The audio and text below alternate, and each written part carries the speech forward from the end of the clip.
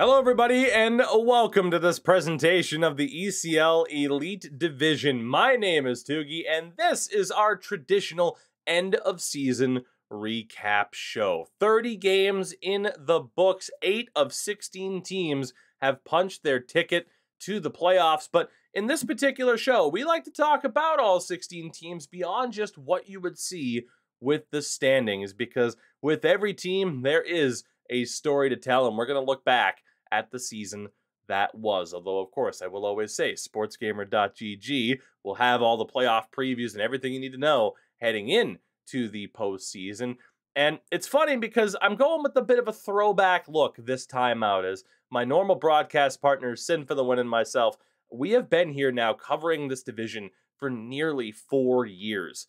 And seeing the evolution from NHL Gamer to Sports Gamer and the evolution of the Elite Division, this season, perhaps above all else, really represents that improvement and the strides that have been made, because we saw a massive power shift within this division and within the top clubs in the European scene for this campaign. So certainly, with me saying that, we have plenty to talk about here on this show.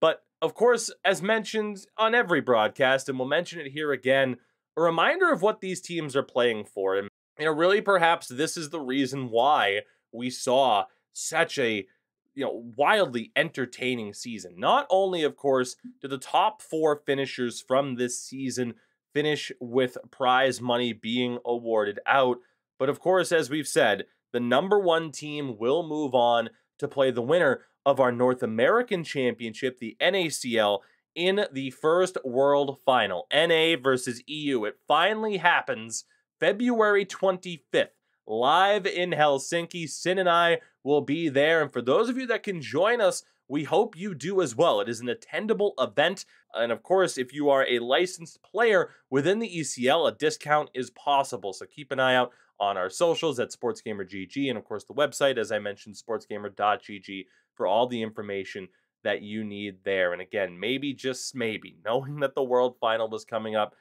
really kind of took this season to another level.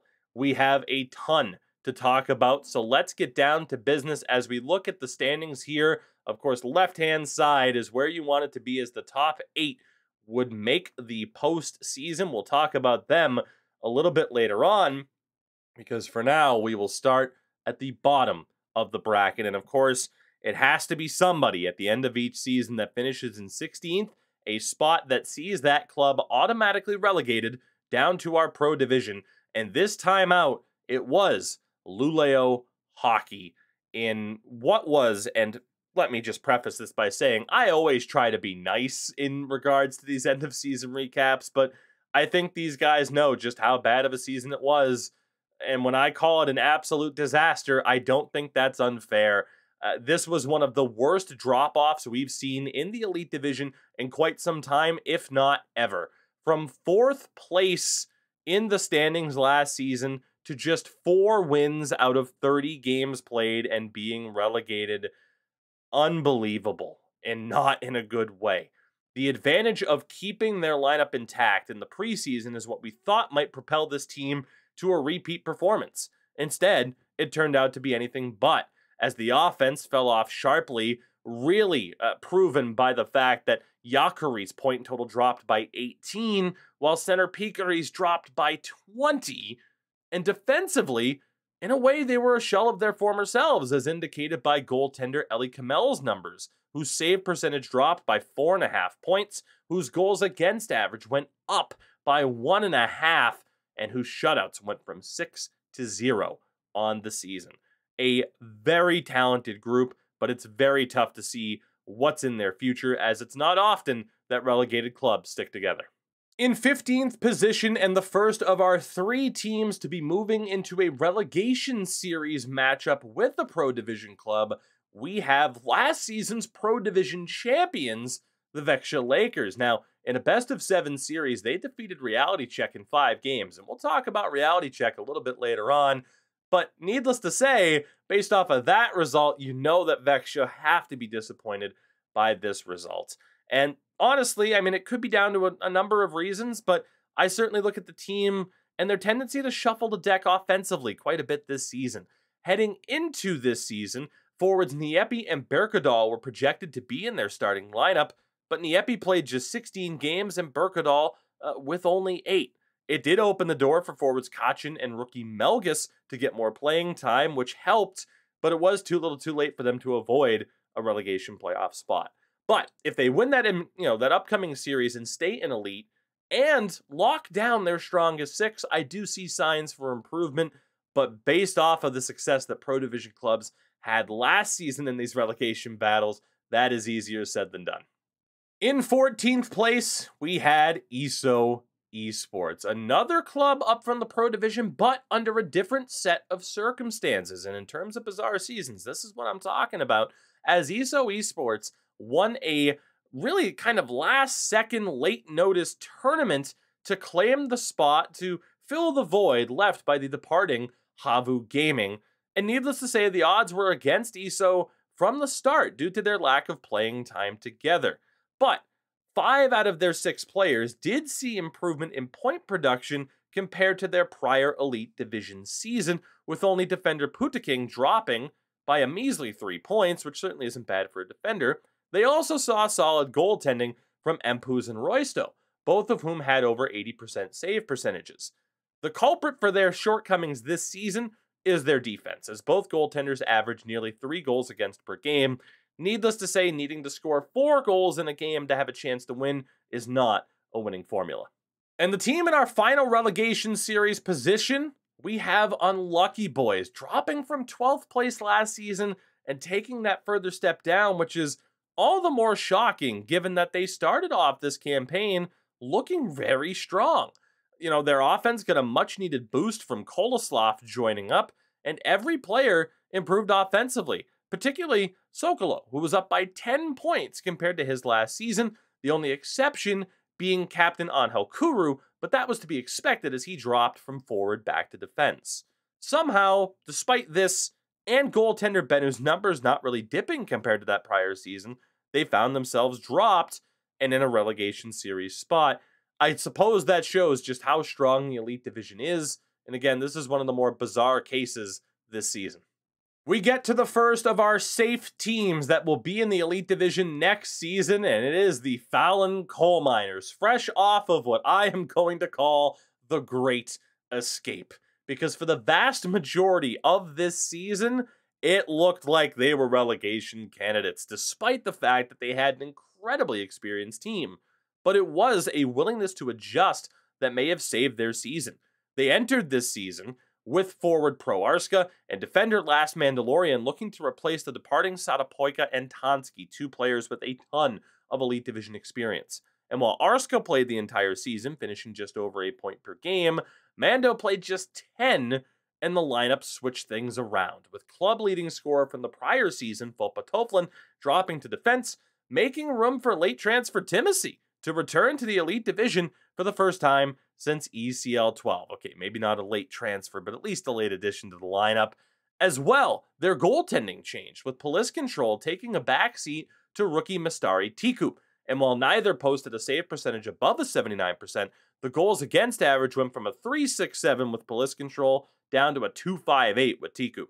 Whatever the reason behind the changes, they paid off and it saved Falun's season. They were the sole survivors of a relegation series last season. Now they get a little bit of safety. Will next season be the time where they finally push for a playoff spot? Time will tell, but it is good to see this many veteran players hanging around. Finishing in 11th place, let's talk about Färjestad. And it turned out that last season's struggles and missing the playoffs, that wasn't necessarily a fluke, as again, they miss out. Now, we knew the losses of forward Afe and defender Lemanens would hurt this club quite a bit, although the former's replacement, Antonio Mann, did lead the club in points. However, he and Ekin were the only 2 players to improve their point totals among skaters, while the other 3 dropped. Goaltender McSavid, well, he posted very similar numbers to what he did last season, so it's pretty clear for FBK, they'll be back in the Elite Division next spring, but they need their offense to find their form if they're going to be a playoff team yet again. Finishing in 10th place, let's talk about another team who goes from playoffs to the outside looking in. It is Roots Gaming. Now, an interesting kind of, moment for them this offseason, losing forward Limu, who posted 45 points last season. He was replaced by a really highly anticipated rookie in forward Mickey's, who stepped in and filled the role perfectly. 47 points for him this season. Should be in the conversation for rookie of the season. And the offense in general, well, because of Mickey stepping in the way he did, it was about the same. So that leaves us with their team defense as the reason why they fell off. Goaltender Yantis played all 30 games in goal, slightly improving in save percentage, but posting a 2.9 goals against average. And again, needing 3-4 goals minimum to win a game. It's just not a winning formula. That extra bit of elite experience may have been the difference maker as well that this club has compared to some other teams, because this playoff race was close. Teams 9 through 14 were separated by as many as just 2 points. And that brings us to our final non-playoff team. Let's talk about GOONS, who again finished in a playoff spot last season. They finished in 5th. They were semifinalists last year, losing to hREDS in 5 games. But as expected, in some ways, they kind of struggled to get that chemistry going. They lose Leitinen and Wenger to tunnel vision. And very dynamic forward Pico Roger was limited to just 12 games due to military service. He had 26 points in 12 games, by the way, which was fantastic. Now, something that helped GOONS was the emergence of rookie winger Takantala, posting a fantastic 51 points in 28 games played. He very well may be in that rookie of the season conversation as well. So technically, while losing 2 phenomenal players, their offense did see a slight increase in production with Takantala and as well veteran Jurgeli coming over from IQ. But while the offensive needs weren't as originally thought, their defensive needs, that became very clear and is still very clear after the conclusion of this series, because it got bad enough that in the final week of the season, out of desperation, Keskatalo dropped back from forward while Captain Kirketsi played forward for the first time in a while. They were trying anything to stop the bleeding. Certainly, it goes to show that a 3.4 goals against average from Fincona pretty much says all that needs to be said. They have the offensive firepower, regardless of who stays up front for this team. But if they're going to make it back into the playoffs in future seasons, they need to figure things out defensively. So with our 8 teams discussed who did not make the playoffs, let's turn things over to the 8 teams that did. And we're going to start off with our 8th seed, one of the new clubs to break through this season. Let's talk about JANO. After claiming HV71's spot in a relegation series, rookie captain Emil surrounded himself, teammates Paninen and Vamo with plenty of elite division experience. Centered by Sada Poika, with Make Axel and Sakam on defense and Mehukati as a safety net and goal, those transfers worked out pretty well. Sada Poika jumped from 37 points with the Falun Coal Miners last season to a phenomenal 62, while Emil himself put up 52 points, and teammate Paninen likely claimed his Rookie of the Year status with 71 points. Good for 4th in the league and only surpassed by the likes of Nicky Dangles, Benito, and the previously mentioned Leitinen. Defensively as well, Sakam, well, he exploded offensively, an improvement of 33 points compared to his last season, which is absolutely insane. And in goal, both Mehukati and Vamo posted above an 80% save percentage. They have an incredibly tall task in the first round of the playoffs, but this was a fantastic debut season in the elite division. Well done to the JANO 7, as you could call them, with both goaltenders being factored in.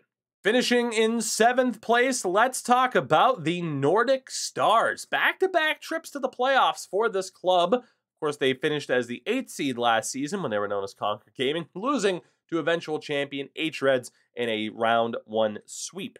But with the influx of forward Ikavalko and defender Pottsburg from the former IQ, that pushed them 1 seed higher. In terms of point production, players improved by as little as 9 points and by as many as 19 for defender Kadanarski. But the defense and goaltending did leave a bit to be desired. Monkey had dropped from an 80% save percentage down to a 77, with his goals against average rising from a 2.27 up to a 2.73. They again draw hREDS in the first round, so it's an uphill battle to say the least, but this was a huge season for them as they proved that last season wasn't a fluke and have really emerged from relegation candidate favorites to back-to-back playoff appearances. In 6th place, let's talk about ZSC Esports. And in the words of Dwayne "The Rock" Johnson, finally, ZFC have made the postseason, jumping from 10th last season all the way up to 6th. But honestly, it's a bit surprising in some ways because their production offensively was relatively close to what it was last season, while rookie defender Villain and longtime defender Hall Deem split time on that right defensive side. But despite that change in personnel and not having that consistent lineup, their big improvement was team defense and goaltending, as Chich saw all of his numbers in net improve, his save percentage rising from a 79 up to an 82, his goals against average dropping from an already solid 2.33 and down to 2.25. As well, he recorded 4 shutouts as opposed to 2 from the prior season. It's fantastic to see them take that next step. However, the reward in the playoffs and in the first round is Frölunda. But hey, you take that improvement where you can get it, and you never know what might happen in the playoffs. So phenomenal to finally see ZSC Esports break through and make their way to the playoffs. Now, we've talked about teams breaking through in their rookie campaigns, teams proving that these playoff appearances haven't been a fluke, and teams that have been in the elite division for a while finally breaking through. But how about the return of JYP Jyväskylä? And what a weird set of seasons it has been for them. We had the words of Dwayne "The Rock" Johnson before. How about the words of the Dropkick Murphys? Because the boys are back. The boys are back. The boys are back. And they're looking for trouble or glory, depending on what version of the song you listen to. What a turnaround for JYP Jyväskylä. They finished 11th in the elite division last season in their return, if I'm not mistaken. But that investment from Captain Indy and longtime teammate Antti in less experienced talent has paid off.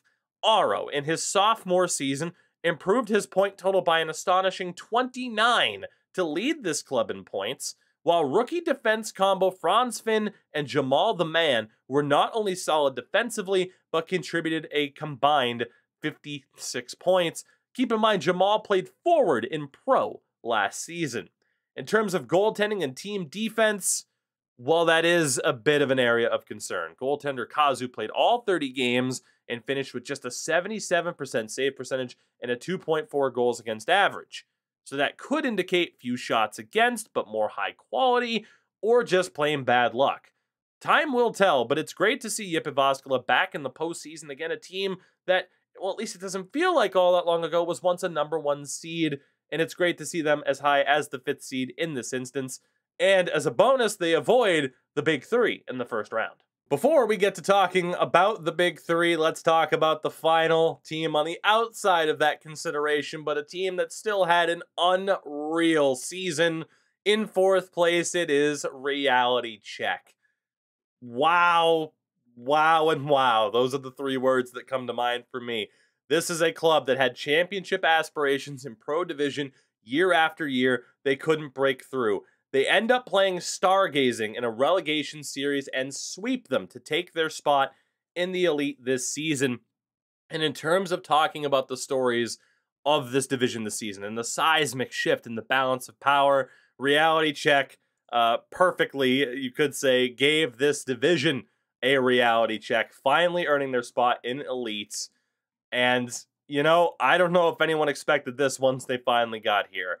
Key player for them this season, Tunkelia, returning to the elite division where he previously played as a defender, posting 60 points in a full 30-game season, while Captain Perswiti returned to this division for the first time since ECL 8 and posted 55 points, and rookie center Nikolauskas finished over point per game as well. Their defense, also rookies, with Jesbaru and Kim Johan, who were a very solid combo to say the least, as indicated by an absolutely fantastic display of goaltending from Finsere, a Season 1 original who showed he is still capable of putting up potentially goalie of the year caliber seasons. And if I had a vote, he'd have mine. Just an incredible set of numbers. An 18-8-4 record, 86% save percentage, and a 1.77 goals against average with 5 shutouts. That is crazy. There's a lot of words you could use to describe a highly touted club performing this well in their debut season. I'll settle for awesome. Well done, gentlemen. And with that, you heard me call them the Big Three earlier on, and well, it is a big 3 at the very least, and you could argue big 3, big 2. It's another very interesting set of circumstances as you go through the standings, the stories that can be told. Let's get to number 3, Frölunda HC, finishing in second place last season, but losing to the then ZSC Esports team, now known as Tunnel Vision, in Game 7 in the playoff semifinal. They headed into the prior offseason where the previously unthinkable became a reality, as we essentially saw former rivals in Frölunda and Havu Gaming fully merge into one. And very few teams could match the Elite Division experience level and the championship experience that this lineup now boasts. The biggest change, though, this season, really aside from Playmaker sitting out, would be Potzloff returning to his centerman role after dropping back last season to make way for Flyer Kungen. In his place, we saw Eki drop back to defense. From a point production standpoint, the two were basically interchangeable, while Pawanzo benefited very well from his new surroundings, improving by 15 points from his previous season. Unsurprisingly as well, the goaltending tandem of Kape and Hanselinho was rock solid, Kape especially with an 87% save percentage, a 1.57 goals against average, and 3 shutouts. He would certainly be in contention, maybe he still is, for goalie of the season had he played in more games. The bottom line is, though, this team's future hinges upon their playoff success. We knew that was the goal heading into the season. We know what's the goal now. It's time to see if they can get it done and prove that it is, in fact, still a big 3 that they are a part of, as opposed to it developing into a big 2. Which brings us to the second seed, our champions in hREDS, who won our spring championship 4-3 Game 7 over ZSC Esports in overtime, and one of the wildest finals we've ever called, and it was so great to be in person for that. This season, their offensive output exploded, with all 3 forwards improving by at least 18 points. But defensively, it's kind of tough to say what happened. It could be another story of the few chances they give up are quality. It could be bad luck. But FaZe, last season's goalie of the year, saw his save percentage drop from 87% all the way down to 78. Flip the numbers, with his goals against average going from a 1.0 to a 1.93, and his shutouts halved from 10 to 5. Our 3-time defending champions, they failed to clinch the number 1 seed in the playoffs, missing out to the club that I mentioned they beat last year. And maybe it'll work out. Maybe this slightly tougher road potentially could make them, sharper and more focused. Or maybe this route that they have to take, they'll look back on with regret in terms of not being able to keep pace in the regular season. But one thing is for certain, they're aiming for that 5th straight finals appearance. They want that 4th straight championship. And I know for a fact, particularly, should I say, King of Apes wants to be part of the club that represents the EU in the World Final. And that brings us to the main event. Our number 1 seed this season through 30 games played, it is Tunnel Vision. Now, who saw this coming? And I'm talking about all of it. Tunnel Vision, like I said, making it to the final last season, finishing 1 goal short of a championship. They lose defender and transfer of the season Teemu directly to hREDS, yet they finished above them. Which, just that stat alone, my God. They lost offensive juggernaut Yurska, but replaced him with the season scoring leader, and they only lost 3 times this season, all in overtime. Everything is going right for Tunnel Vision right now. We talk about Vatu, last season's top forward. He improved by 9 points. Moja, their centerman, improved by 22 points this season.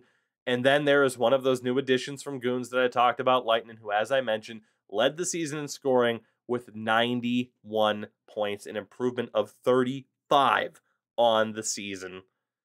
Even the defense improved offensively, with Captain Tombu improving by 10 and new addition Wenger improving by 27 points.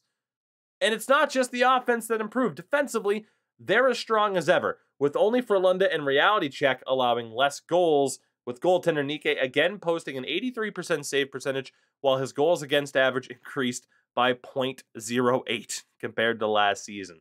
They are the real deal, and they have a very, very good chance to not only make it back to the finals, but to win it all this time out. And with that, everybody, that will do it for our look back at the season that was. We set our sights now on the playoffs. And again, as I mentioned, sportsgamer.gg for all of your playoff preview content there. Sin and I very excited to be on the call as much as we possibly can, as again, we are that much closer to finding out who this season's champion will be and who the EU representative will be in the first World Final against the NACL winner, again, in Helsinki, February 25th. Can't believe this is actually happening. The excitement is off the charts. But with that, our time here today has come to a close. I want to thank you all for watching and, of course, supporting us here at Sports Gamer. We hope you enjoy the upcoming postseason. I know I certainly will. And with that, for now, thank you again for watching, and we'll see you very soon.